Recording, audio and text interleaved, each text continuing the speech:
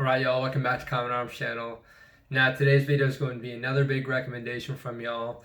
This video is about Lauri Törni, and I can try and roll my R's to make that sound a little bit more authentic, but just bear with me. Now if you're not familiar with him, or just if you have no idea who I'm talking about based on my pronunciation, he's a soldier who fought in 3 militaries. So he fought in the Finnish army, he fought in the German army, and then he also fought in the US Army in Special Forces. Now, he's very well known in Finland and in the United States. I'm not so sure about Germany, but he's kind of just well known in general because he's kind of just one of those dudes that you hear about who is basically just very good at being in the military, very good at being a war fighter in general. And, you know, there's certain people you hear about who end up being a little more humble than you would expect them to be. But yeah, he basically knew what his strengths were. He knew he was good at war fighting.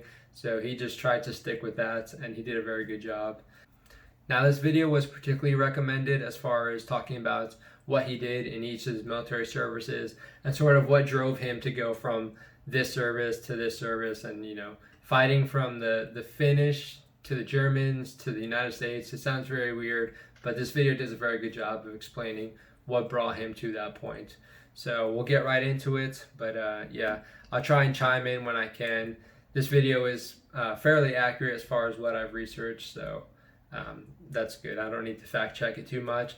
And if I didn't do it too well, then at least you guys can, you know, definitely correct me, because you guys are really good at that, and I do appreciate it. Lauri Törni, the soldier of 3 armies. In 1938, Lauri joined the Finnish 4th Independent Jaeger Infantry Battalion at the age of 19. This wasn't an ordinary unit. It was a CC unit who were experts at sabotage and guerrilla warfare, as well as long-range reconnaissance. They were often considered an elite unit, and their job was to penetrate deep behind enemy lines, often gathering intelligence, operating from concealed positions. Sometimes they would carry out roadside ambushes, even being used to hunt down and destroy enemy special forces. He would soon need these skills, as just a year later in 1939, the Soviet Union carried out an unprovoked attack on Finland called the Winter War. Lauri's battalion was based at Kiviniemi when the war started, tasked with protecting the strategically important Leningrad-Kitola railroad line. Once it was realized that the Red Army was pouring over the Finnish-Soviet border, Lauri's battalion redeployed and moved forward to defend the massive lake at Ladoga. The lake was...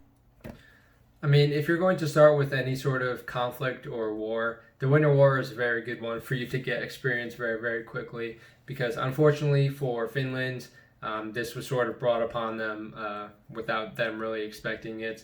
But they did a very good job at keeping the Soviets at bay, pushing them back, and sort of showing them that discipline and knowing the terrain is worth more than just a bunch of, than a bunch of bodies.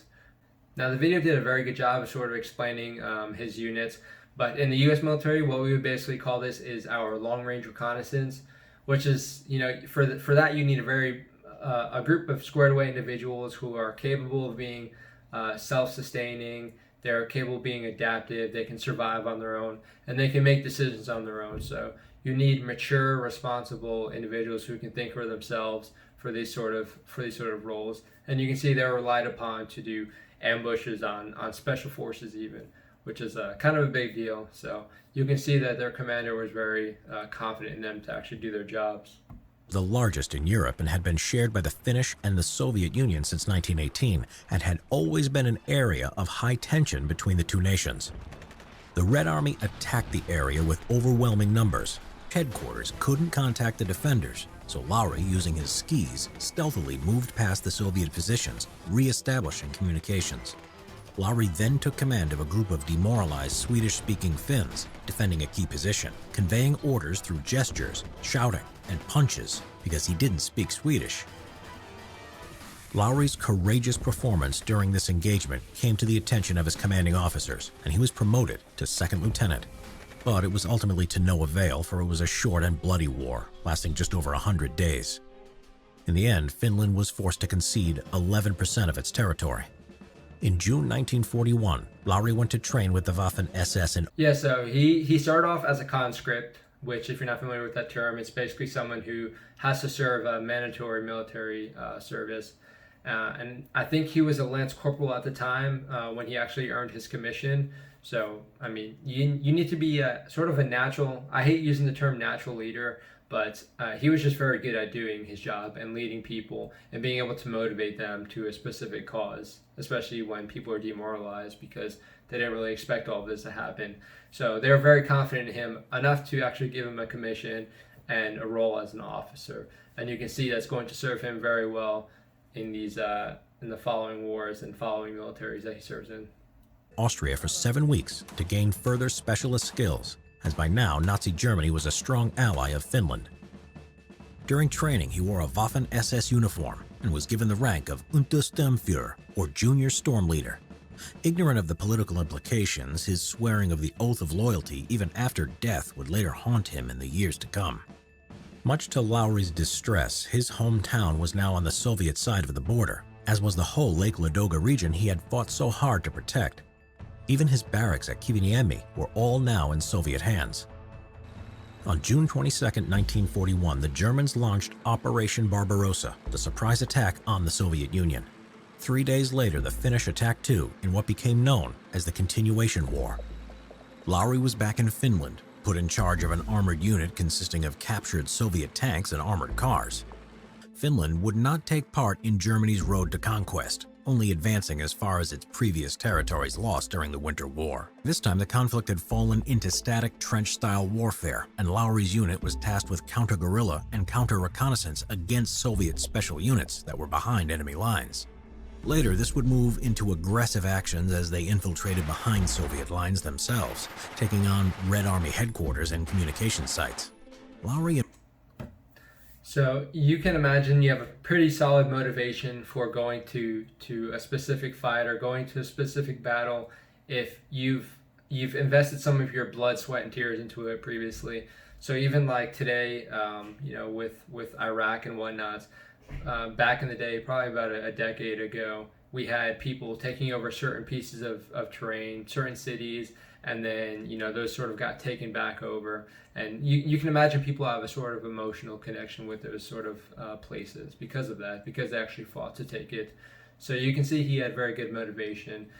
He went to do his Waffen-SS training. So I mean, I'm sure you have to be pretty trusted to actually go and train with another military and then come back to your own military and serve like that. And he was very successful to the point where he was going behind enemy lines and doing guerrilla warfare. And you don't really think of guerrilla warfare as part of modern armies or modern warfare, but when you're part of that long range reconnaissance, it's sort of a nature of the beast to be able to do these sort of ambushes and this guerrilla style warfare, so you can almost taunt the enemy and make it so that they know that they can be affected even though they think they're safe because they're in their occupied terrain. So very solid for him to be able to do that successfully without actually getting in too much trouble. Impressed his superiors, and in January 1943 he was given the chance by his senior officers to take command of a deep strike infantry unit that later became known as Detachment Törni. With the promise of better rations and more active combat during what had become trench warfare, he received countless keen volunteers. With a strict criteria for aggressiveness, physical stamina, and good marksmanship, he rejected those that were unfit and picked the best men. They would take part in sabotage, capturing prisoners, and intelligence gathering behind Soviet lines. Lauri and his men soon gained a formidable reputation for bravery and mayhem, to the extent that the Soviets put a bounty of 3 million Finnish marks on his head as they feared him so much.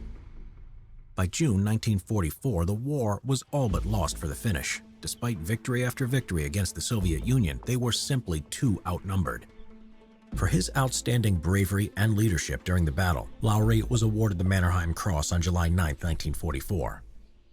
In September 1944, the Finnish brokered the best deal it could with the Soviet Union, and in effect, the war ended. So his detachment Törni was sort of like his own little special forces, is what it seemed like. So he was able to sort of handpick the people for his unit, which is cool that he had the opportunity to do that, but also crucial based on the operation that they're actually doing. So very highly dangerous, low profile sort of stuff. So that's cool. I can imagine soldiers who were in Detachment 20 had a very big respect for him and a lot of pride in actually being able to be a part of that. So you can see they're very effective to the point where he was awarded the Mannerheim Cross. But there are probably a lot of people who were lost at the end of the continuation war. Again, they were trying to regain their territory, and it sort of ended, in like a stalemate, so to speak, because the Soviets had a lot of losses, and Finland just wasn't able to contain the amount of numbers that the Soviets were able to push on them. So they ended up having to broker a deal, and as a result, Finland's military, as part of their deal, had to demobilize a lot of it, and that's sort of where Lauri Törni had to sort of make a decision as to what he needed to do next. Most of the Finnish army was demobilizing, including Lauri, who was by now a captain. So by November 1944, Lauri found himself a civilian, unemployed, and his country forced into a humiliating armistice. Lauri joined the Finnish resistance, who formed in the event that the Soviets tried to completely occupy Finland. He went to Germany for training in early 1945 with the intention of returning to train the resistance, but ended up joining the German army. He had secretly boarded a U-boat and had taken the alias of Lauri Lane to hide the fact that he was involving himself with the Germans. During his training, the German front in the east collapsed and the Red Army were on the borders of Germany. With no ships left, Lauri couldn't return to Finland, so he figured he could fight the Soviets by joining a ragtag band of Germans and was given the rank of a captain. Lauri used the same tactics that he had used so successfully against the Soviets in Finland. He was also joined by a fellow Finn, an officer named Samu Korpela. Soon he had gained a reputation for bravery, and his men loyally followed him, even though his grasp of the German language was poor. So this animation is pretty interesting. It's pretty solid. I can't do any sort of animation, but I like how they sort of switch from like this third to first person perspective. So just props to the person who actually made this video. Now you can see, for someone who didn't even know the German language, for him to actually influence the soldiers under him to the point where they were actually still being successful and very successful, it goes to show with his leadership how much of a, again, I don't like using the term natural leader, but how much of he was able to actually influence people, which is solid. Again, if you're a violent or aggressive individual and you can sort of direct it in a clever way, or direct it to sort of bring everyone together and have them understand what the mission is and what the intent is, you can be a pretty good leader. And I think that's sort of what he was doing with this whole language barrier. It didn't really matter because of that. E-Day, Lauri and his men found themselves behind German lines. Once again, Lauri performed a remarkable feat. He led his unit into Western Germany, and he surrendered with his men to the British at Lubeck. By doing so, the Finn had saved himself and the men of his unit from years of captivity in Siberia. Lauri ended up being put in a prisoner of war camp in Lubeck, Germany. He feared that he would be turned over to the Soviets because of his role in the continuation war, or they would discover his involvement in the Waffen-SS. A few months later, in June 1945, he escaped the camp with Samu Korpela and made his way back to Finland. He was arrested, this time by the Finnish state police, but shortly escaped from them too. Lauri was then arrested again in June 1946 and tried for treason for joining the German army when Finland had signed a peace treaty with the Soviets. He was sentenced to 6 years in prison. During his time in prison, he had made several escape attempts, which all ended in failure. His last one used a grappling hook made from bed sheets and scrap from the metal shop. He was finally pardoned by the Finnish president in December 1948 and released. Unhappy and disillusioned, Lauri went to Sweden in 1949 under the false name of Elino Morski. He ended up in Venezuela and in 1950 found work on a Swedish cargo ship, the MS Skagen. A few months later, when it was off the coast of Alabama, he jumped ship and swam ashore. In addition to him fighting in 3 different militaries, I'm sure there's some sort of record that he set at the time for having all these different aliases and having all these different names, which is pretty impressive. If you can't be aggressive all the time, you can at least be persistent, and he was definitely good at being persistent as far as evading capture from the Soviets, You know, it makes more sense to go to the British and sort of and surrender with them, because now you're not going to Siberia, you're not going to these labor camps. I would rather go to Germany as a prisoner of war than Siberia, but that's just me. Now, although he was very thoughtful in what he was doing, he was probably doing that to sort of better himself, to put himself in a better position so he can have better control of what he could actually do after the fact. Now, escaping from prison, that's probably when he was sort of on the desperate spectrum. But I mean, even still, you got to take matters into your own hand when you don't really have the options to do anything else.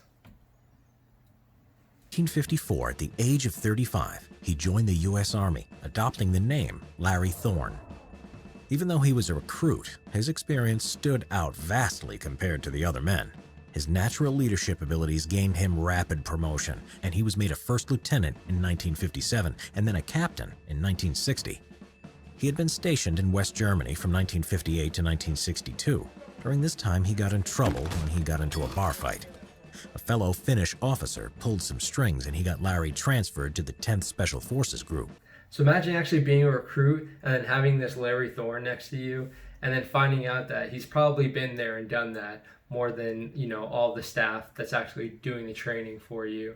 So it'd be a little bit intimidating, but at the same time, probably pretty inspiring. But yeah, you can see he went to Germany, got in trouble. But when you have this aggressive individual who's just used to, taking matters into his own hand and actually getting things done like that, it sort of doesn't do any good when you're putting them in a position like being stationed in Germany, where they can't really do what they used to normally do. So it makes sense that his aggression sort of slipped out in one way or another. He was able to use his experience to teach skiing, survival, mountaineering, and guerrilla tactics, and learned new skills himself in airborne school. In January 1962, Lauri was sent to the Zagros Mountains of Iran in command of his team, where he successfully completed his mission to destroy the top-secret material on a crashed U.S. plane. Then, in 1963, he was sent to South Vietnam to assist in the formation of local CIDG units. In one particular vicious firefight at Tien Bien, near the Cambodian border, he was awarded 2 Purple Hearts and a Bronze Star for bravery. During his second tour of duty on October 18, 1965, Lauri was put in command of a top-secret Special Forces unit called Mac V SOG, trying to locate Viet Cong turnaround points along the Ho Chi Minh Trail, when his helicopter crashed in the mountains and he was killed. His remains went undiscovered for over 30 years. Lauri earned the Distinguished Flying Cross and was promoted to Major posthumously. His name is honored on the Vietnam Veterans Memorial in Washington, D.C., and in 2003, his remains were brought back to America. He was buried with full military honors at Arlington National Cemetery in Virginia. So that's awesome that he ended up getting the actual respect he deserved. Now, a lot of people probably wouldn't be comfortable with this, basically off of the fact that he served in these different countries and these different militaries. But at the end of the day, he did his service towards our country, so it makes sense to honor him as such. But yeah, you can see he was trusted, and you can see he was good, because to go from, at least for me, from going to the Marine Corps to the Army, it takes a little bit of time to actually get your feet on the ground. But at the same time, you can sort of make it a little bit easier for yourself by just trying to make sure you're better, and you're trying a little bit harder than everyone else when you get there. So I imagine he had a similar mindset going from the Finnish military to the Waffen SS, especially like with that.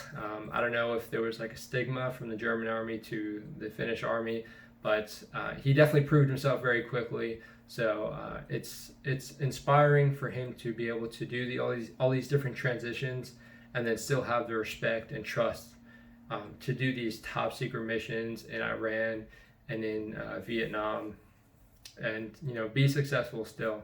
So I don't know. There's definitely a lesson there. Again, he probably was just a very good leader, a very good warfighter, but you need to have a certain level of persistence and resilience to do all these switches and still have the motivation to take things into your own hand and just be in control of what you want to do.